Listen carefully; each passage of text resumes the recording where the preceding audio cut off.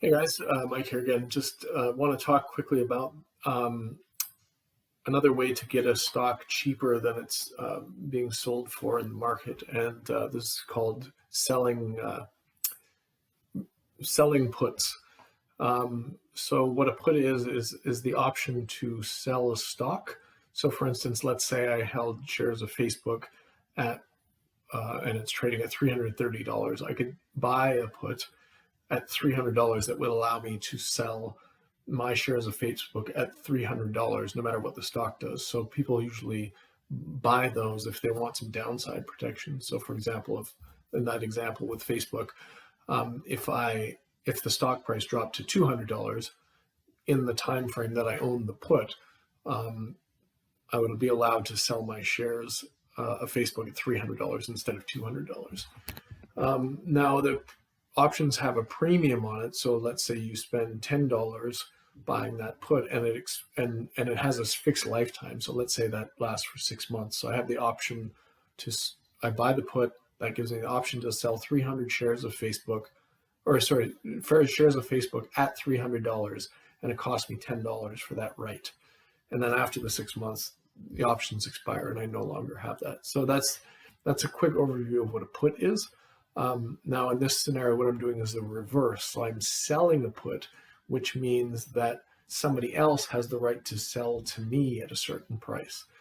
Okay. But they also pay me the premium to do that. So in certain cases, this allows for the premium is more than sufficient to pay for that right.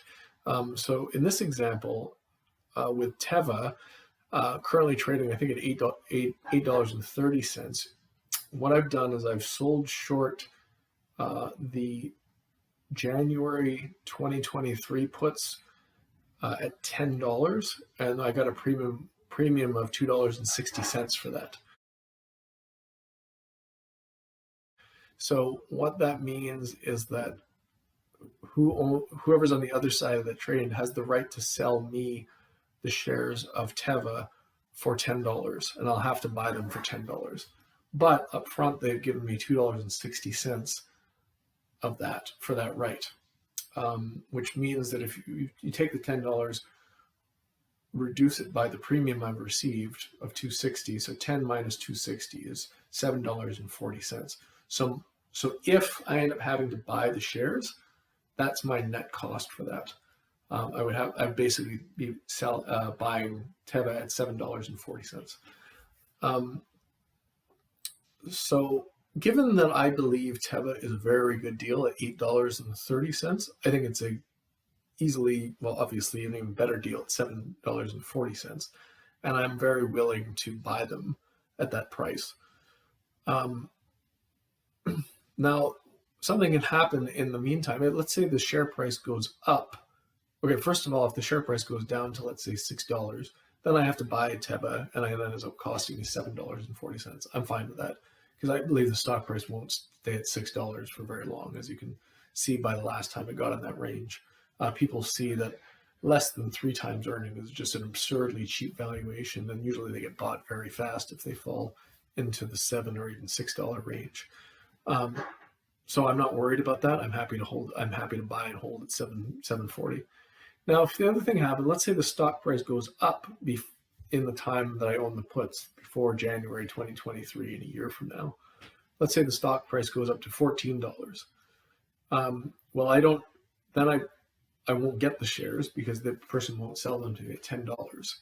All I will get is a $2.60 the premium on that. And once the options expire at next January, I would have made $2.60 per share.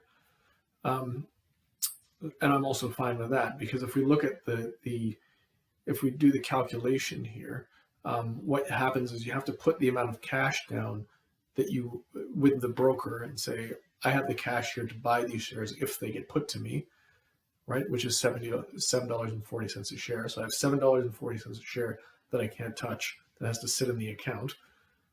But I've received a $2.60 premium for that. So if you do the calculation, I haven't actually done the calculation. I think it's 35%. So 2.6. So 2.6 divided by 7.4 is, they're about 35%. So that's a 35% return on my money in 1 year, which by all accounts is fantastic. So there's two possible outcomes here. One is that I own the shares and I end up buying them at $7.40. And the other option is that the other scenario is that these puts expire worthless and I make $2.60 on them for a 35% return.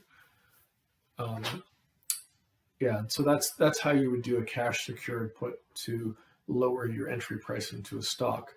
I'll put a link to a video by Matthew Peterson, who explains it very well, uses it in his fund, but I'll put that in a link below for anybody who's interested.